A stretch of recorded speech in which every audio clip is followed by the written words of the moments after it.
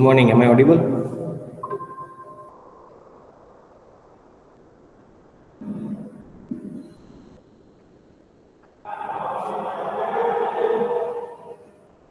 Okay, thank you. So we have been discussing JavaScript, obviously, and I think the last thing which we have discussed was functions. Now, in case of JavaScript, there are a number of ways by which you can write down the function, because fundamentally function is a variable in JavaScript. So unlike the other languages where a function is kind of a special structure, here function is basically a value. So due to that, you can store it in some variable. For example, let's say this is the function which you are returning. Now I can store this function inside a variable, and there is an advantage of having that phenomena. What is that? We will discuss. So let's say this is the function. So what I can do, instead of writing function calling like this, what I can do is, let's say hi. So this is the name of the variable, but that variable, instead of having some values, the values over here is a function. So this is the syntax. It's like let a is equal to 10. So where 10 is a number, but here 10, the value of that variable is a function. Now what is the advantage of having this kind of a syntax or this kind of a function definition? The advantage is that you can pass this variable as a parameter to another function. That means you can pass the function as a parameter. So let me give you straight away the example. Yes, this one, that is called callback function. So let me show you the demo only. I think that will make it more clear.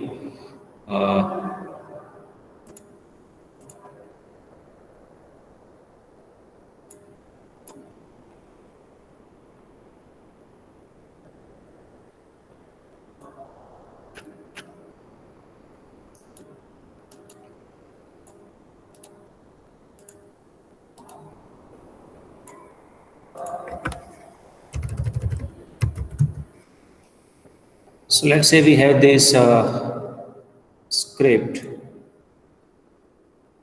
Okay, now here I'm creating a function. So let go ahead is equal to function. So this is the name of the function. I can pass the parameter as well, but let's say this is a simple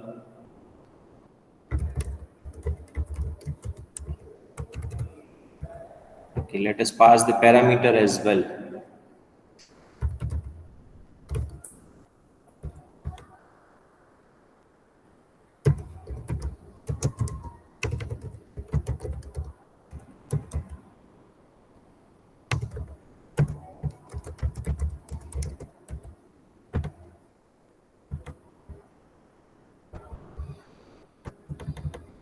Okay, so this is the function which I have created. Let's create another function.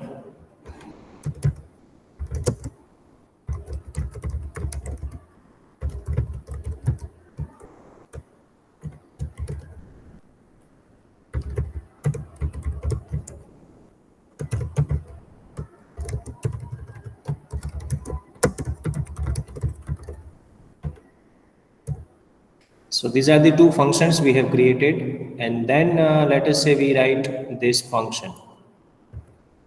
So what I'm doing over here, constant, I'm taking some value from the user. So let's say number is equal to prompt, enter number.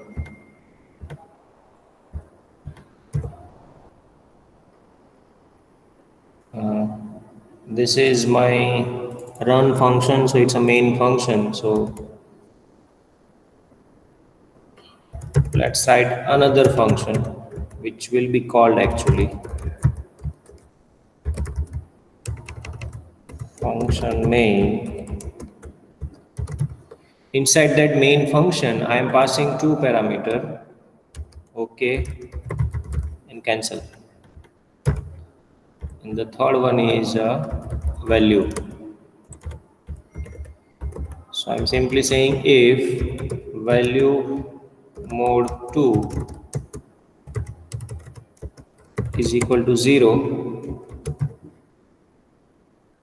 then okay, else cancel.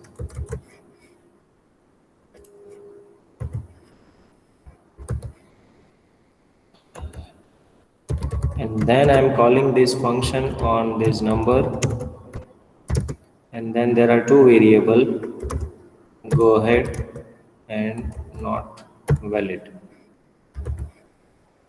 So let us first execute this.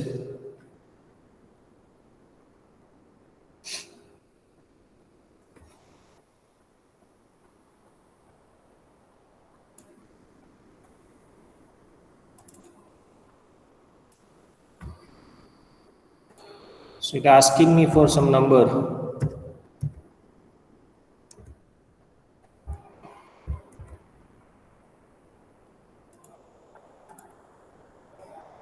Okay.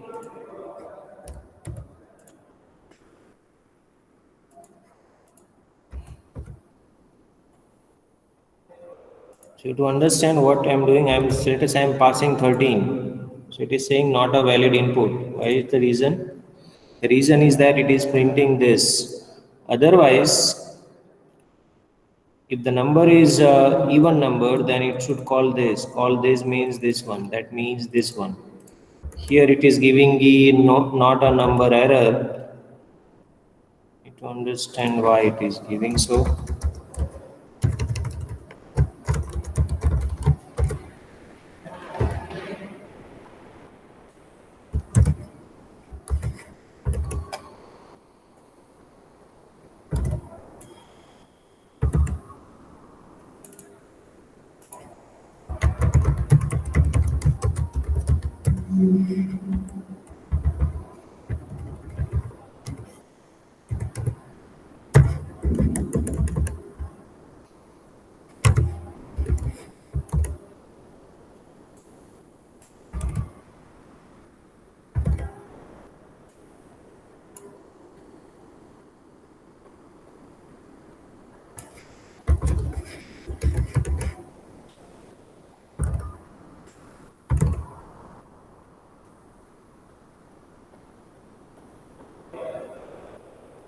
Okay.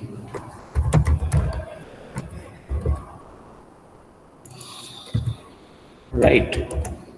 So let's see now. I'm saying 2, then it is 4. But when I say 3, then it is not a valid input. So what am I doing over here? Let us understand that this is my run function that will actually asking a number from the user, and that number is passed along with this two variable, which is actually a function. Where it is created over here. Normally function should be constant because you are not going to change the definition of the functions. So you should declare a function variable as a constant variable. So you have passed this to variable, go ahead and not valid. Now check the syntax of main. Main is this. What it takes three parameters: value, okay, and cancel. Now here okay means a function callback function which is to be called based on some condition applied on a value. So here is okay is a callback function, cancel is also callback function. So then I'm checking the value, and if the value is even, then I'm calling this function. Otherwise, I'm simply calling another function. Now, at the time of calling the function, I'm passing some value as well. So that value will be received over here. And then you are performing a square operation, and then you are putting the value. So what you need to understand is three things. First, how to declare a function using a variable. Second, how to pass a value. Here you are not passing anything, remember. Here you are not writing go ahead and then number. Right? Here you are simply passing a variable of that function. But whenever you are going to make a call like this, then you require to pass a function. Here you are making a call. You can, if you write simple this, then it will not make a call. Because OK is a function, you should write in a bracket, and OK requires one parameter, so that's why you should pass that value as well.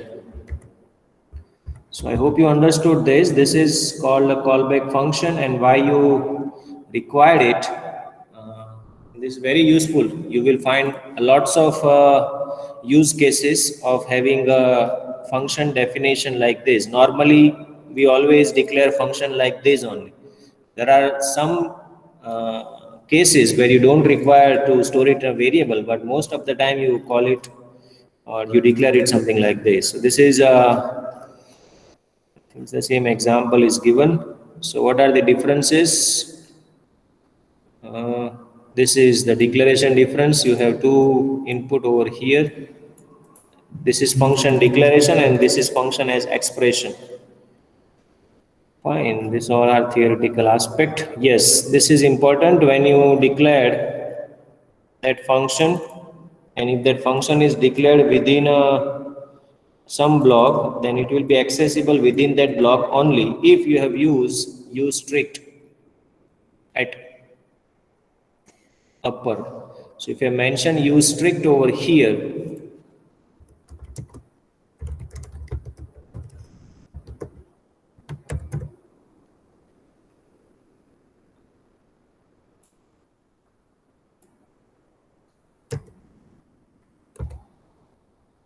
what is the syntax?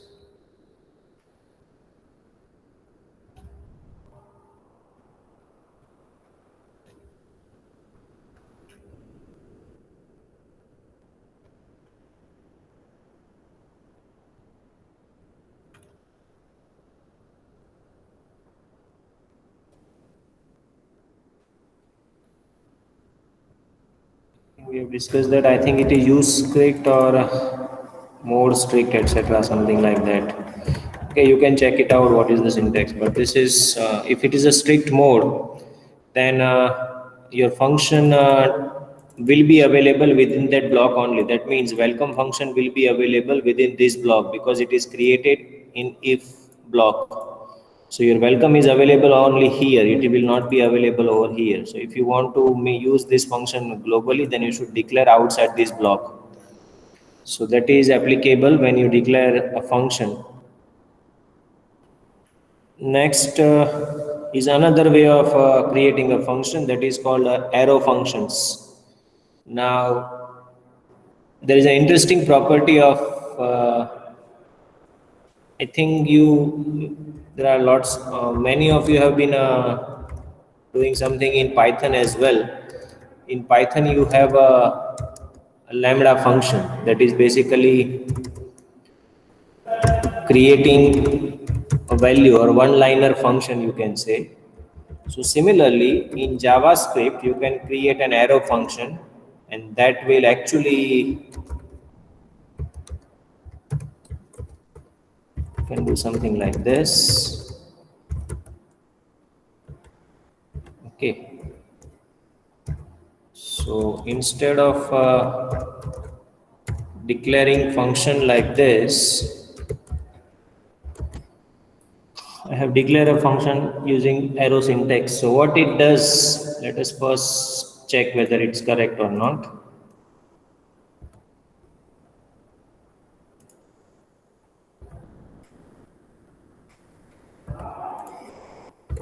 Okay, so it is not executing because you are not actually displaying anything, right?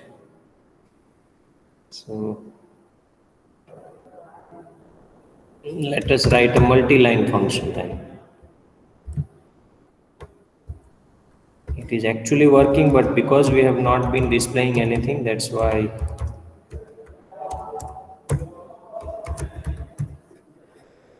Or let us continue with that only.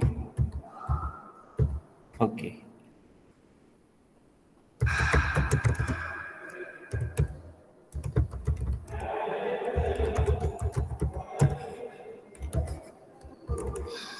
So let us understand what it does. It prints 4.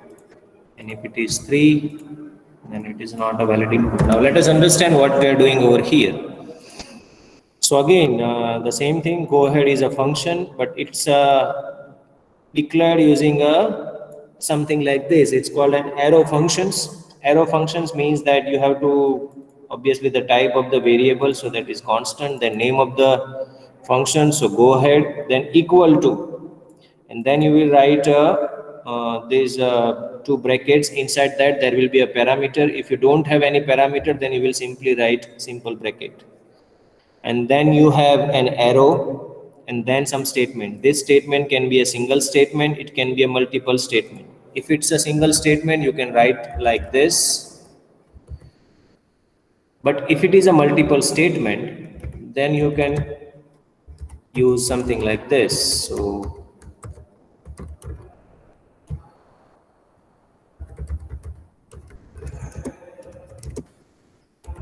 okay, so now my function is not returning anything, it is simply doing some task. So I have created an arrow function using this syntax. So now you see,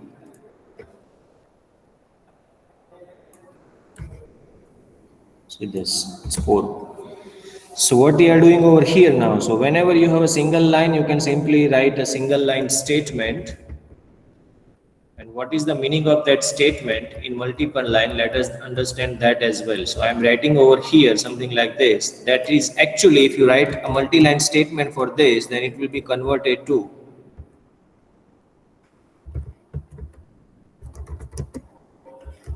something like this, right? So basically, whatever you have written after the arrow, that value will be returned by this function, irrespective of what you are doing over there. So this is the third way of creating a function in JavaScript, that is using arrow function. Okay. There are advantages of having arrow functions as well, and one of that advantages is its consciousness. It's very concise way of representing the function. So normally the small task or the small thing are done using an arrow functions.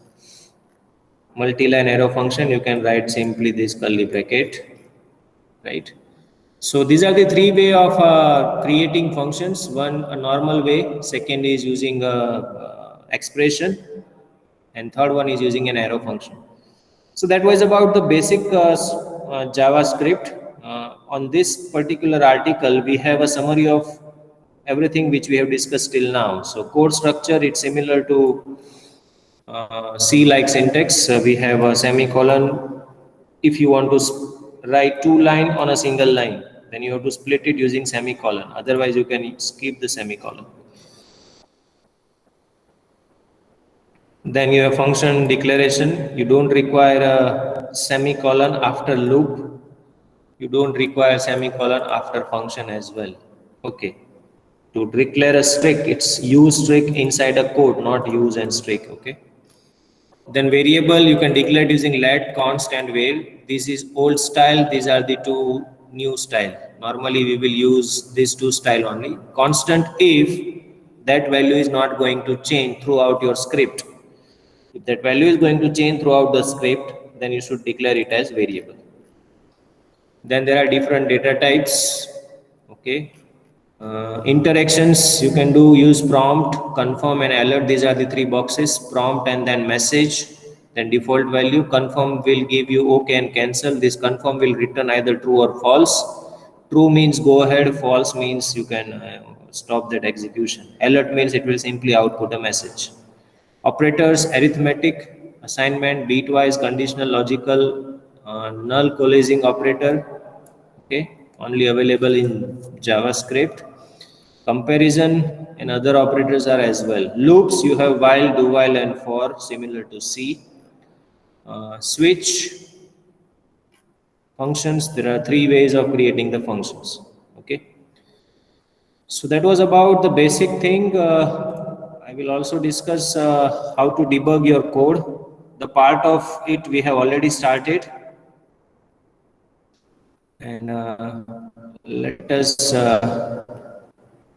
quickly go through this. We will not spend a lot. I am discussing, these are the things which are required from your learning perspective. Not necessary everything will be there in your question paper. right? There are some things which will not be there in your question paper, but it is important if you try to do something in JavaScript. Otherwise, question paper is very small. Okay, with respect to JavaScript, it's very limited. But still, I am discussing some of it. So here, this is a console. We have seen that there are multiple segments available in console. Elements will give you entire body structure. Console will give you the messages. Source will give you all the files, whether as HTML, CSS, all the resources which is being used on this page. Network will give you the timeline, so how much time it was taken for every resources, and then other detail of that request and response. So entire HTTP request response behavior you will get over here. Then performance, memory, application security, these all are Chrome specific aspect. Normally we will require this only to these three. So let us quickly go through this. This is a source. Inside that you have a hello, so you can see your entire script. So if I see the source, you can see here it's a script. But if I have declared this outside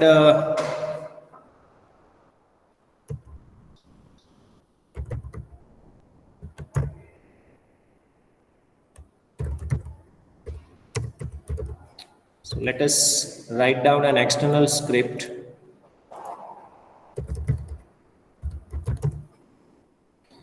And let us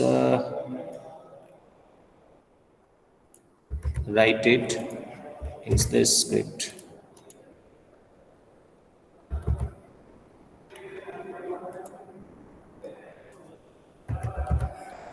Okay. So now you see you have an HTML file and you have a JS. So when I execute this, okay. The important thing on here is how to debug. Debug means that if you want some kind of a breakpoint, so you can put a breakpoint over here, and then if you execute, so it will stop here whenever. See, it is paused.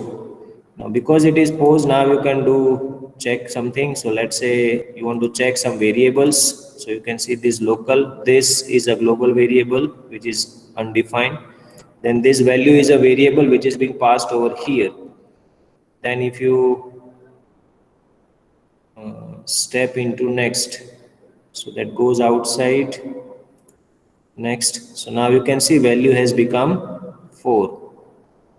Okay, so by this means you can simply debug everything which is being written inside your script, right? So this is just an example what you can do using debugging.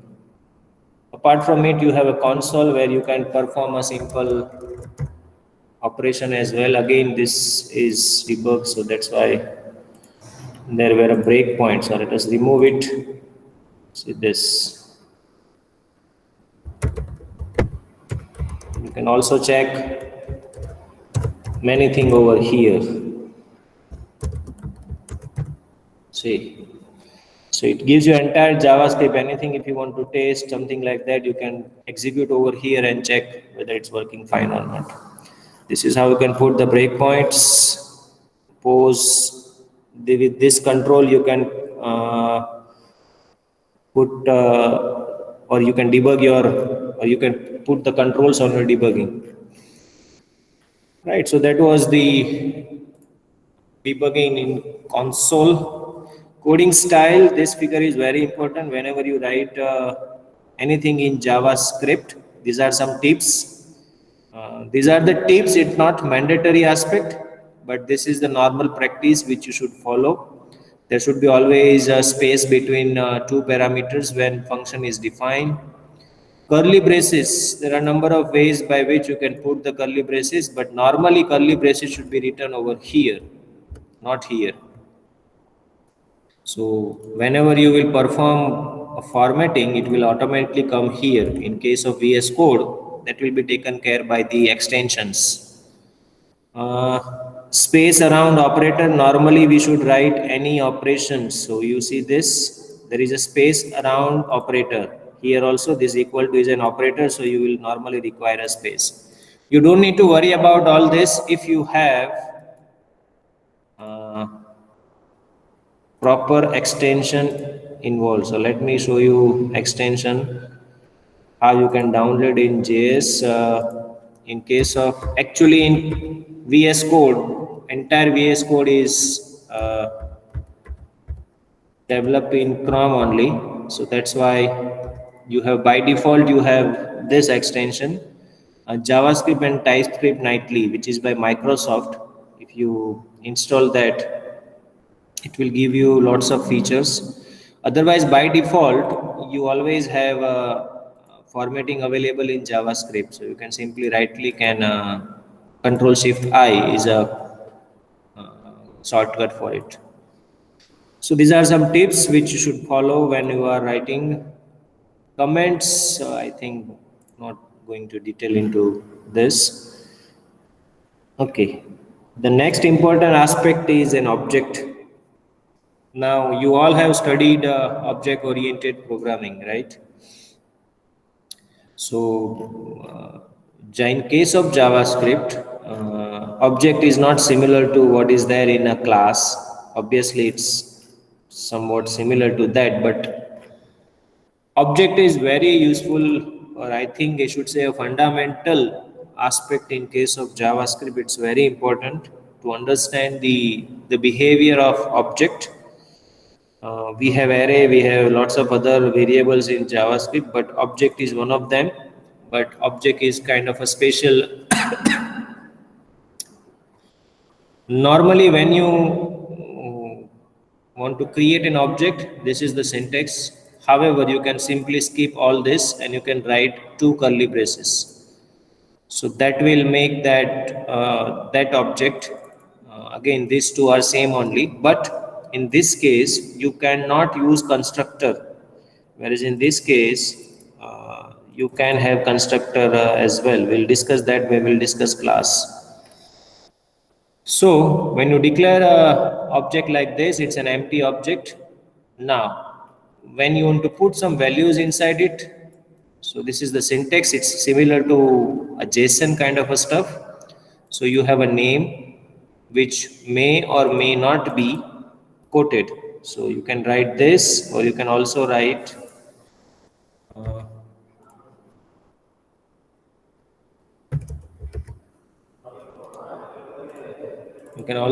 this as well. Okay, both are same, but there are some advantages of having two different styles, so that's why it exists. Obviously your object key, this is called a key of that object key should not contain space. Okay, something like this is not allowed. However, everything else, underscore etc., is allowed. Normally we require underscore only in case of object. So these are called the properties of the object. First property, second property, these are the two properties, name and age. Name is string, age is a number. However, you can have anything on this. So let's say print age.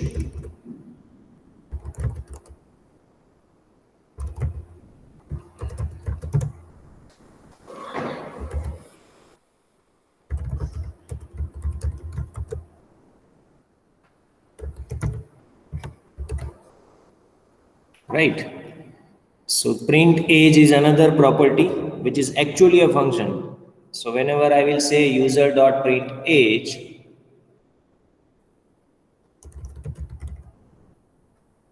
whenever I'll say user.print age, it should print the age of this user.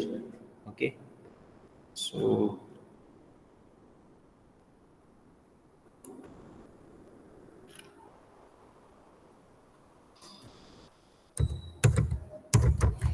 what I can do is console log user dot int age. Because I want to call that function, I have to use curly braces.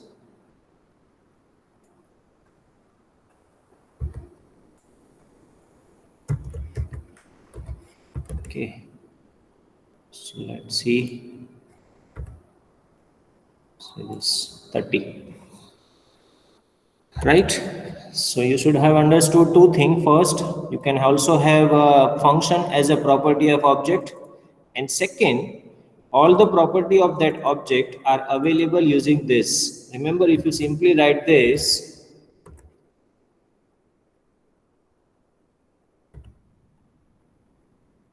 then it will give an error. Uncaught reference error. Age is undefined or age is not defined.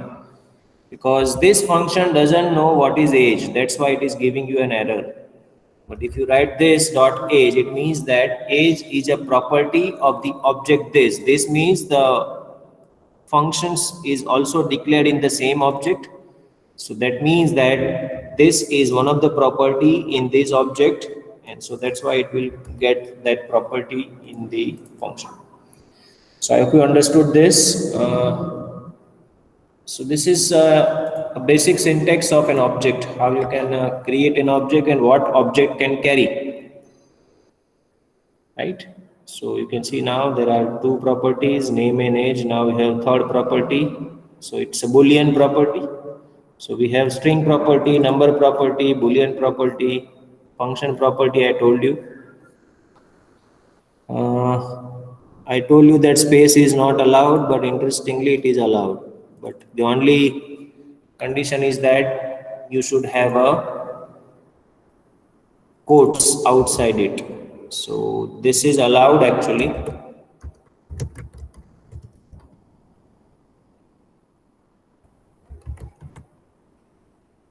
But I'm not sure how are we going to use it, okay? Because only useful when you want to, it's a kind of a, because ultimately you are creating a property because you want to use it. Normally this property are accessed using something like this. So and then what is required is something like this. I'm not quite sure whether it will work or not. Something like this. I don't know. Okay. So better you don't use space over here. Okay.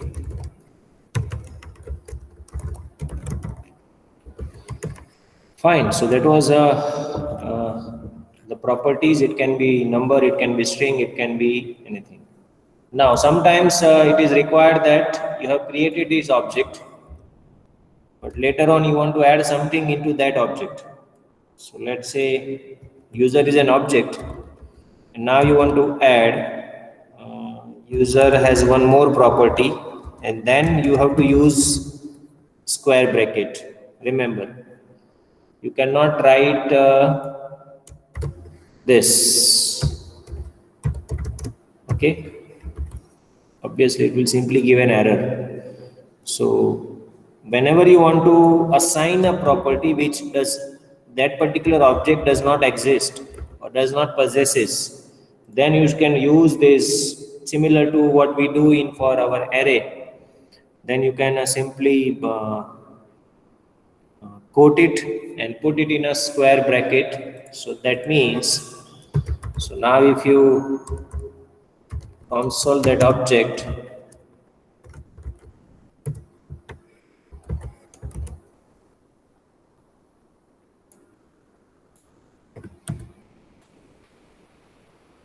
so now you have three properties, age, name and number. Number कहाँ से आया? यहाँ से. Clear? So this is how you can add a new property to an object. Similarly, you can remove a property as well using this syntax. So if you want to delete something, then you can simply write delete and then the name of the property. So now if you see, there are only two properties, name and number, because age is being deleted. So this is how you can add a property. This is to delete a property from an object. Okay. Also, you can use another syntax for deleting, that is this one.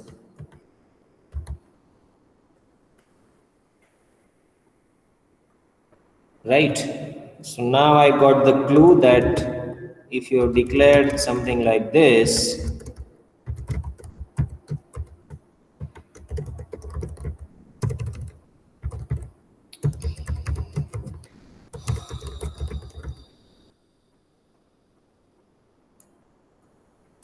then you can access that using this syntax.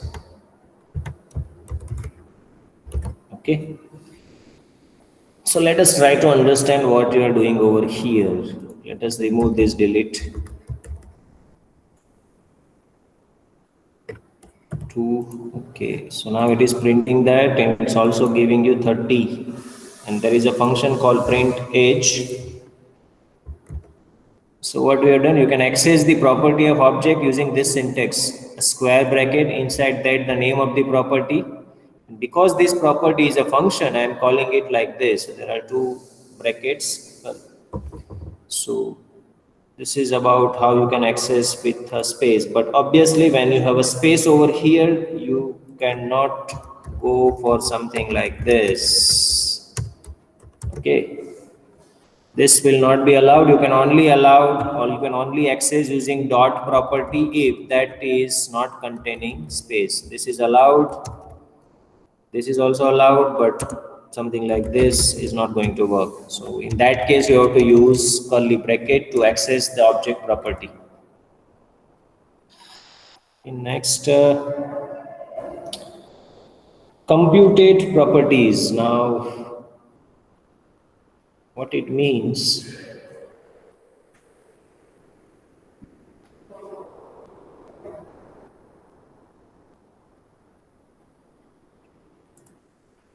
Okay. Uh, let's say you want to, let's say there is a property called status. Okay. And sometimes what do you require is you don't know the actual name of the property, but you have a variable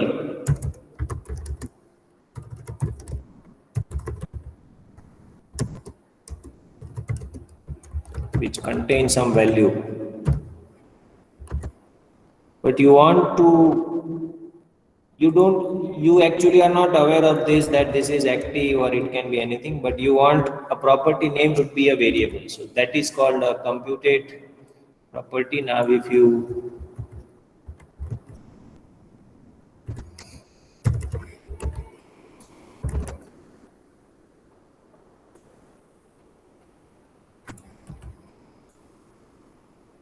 see this, so now we have a property called active.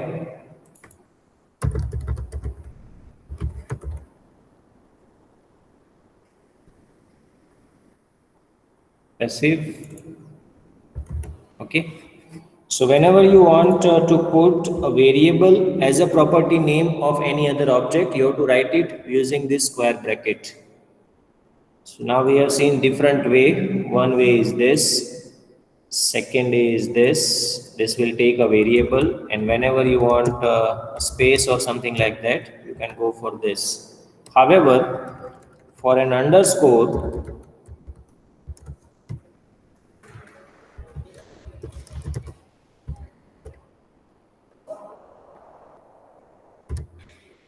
for an underscore, you don't require quotes.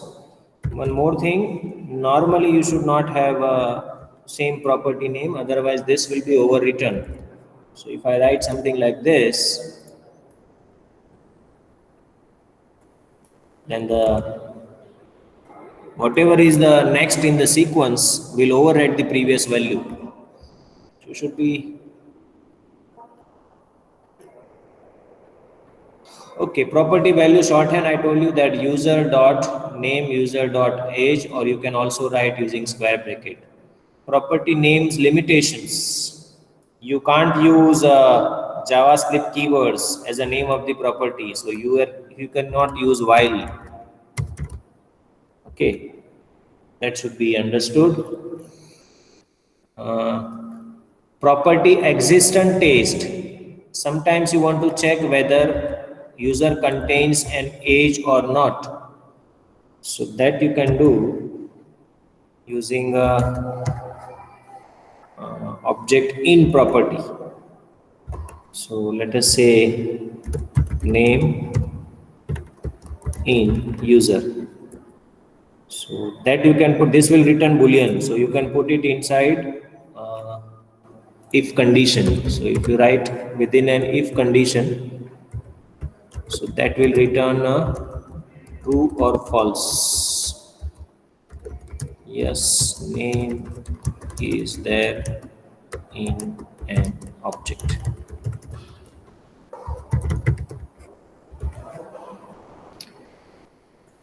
Okay. Okay.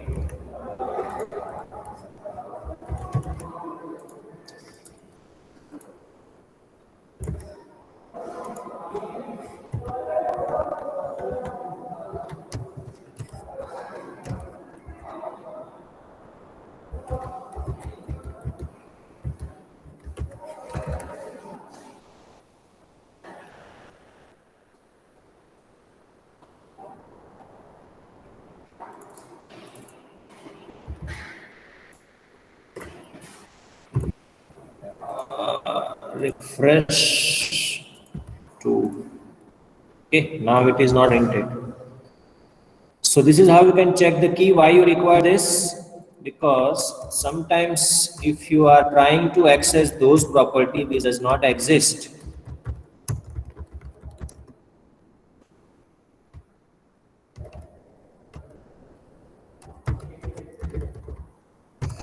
so if you try to access this property,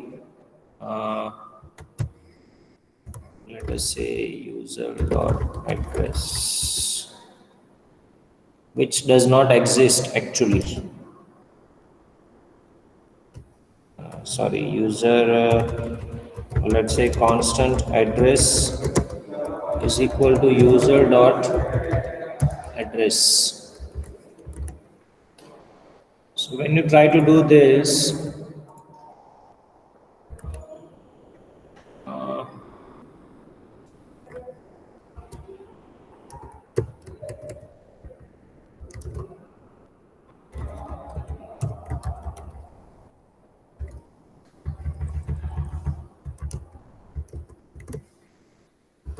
let's say you want to do something like this, but obviously you want to check first whether that property exists or not. So for that purpose, you will require something like this.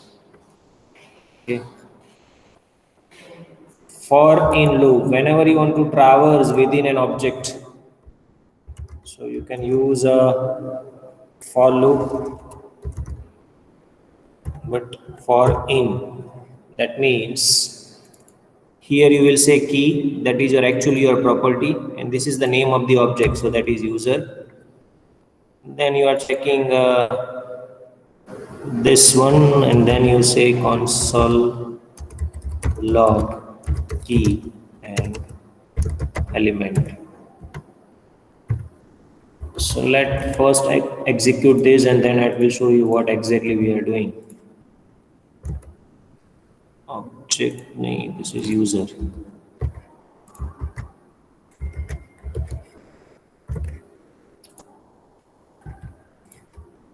So printing name, age, passive, etc. Because there are three properties. So what exactly we are doing? Constant key in user. So that means it will traverse through all the properties of this object user. For safe side, it is checking this. Otherwise, you can skip this as well. But for safe side, you are checking whether object has this property. Which property? Key property. Which object? User object. So whether user object has this property, if yes, then you get that property. So for that you can use user, and then in the square bracket you can write the name of the variable. Remember, here you cannot write dot key. Why? Because here dot key, if you write, it will consider it as a value. But here, in our case, key is a variable. So that's why you should write it within a square bracket syntax. So then you can see the element, that means the value of that object. So here it will print John 30, true, etc. Right?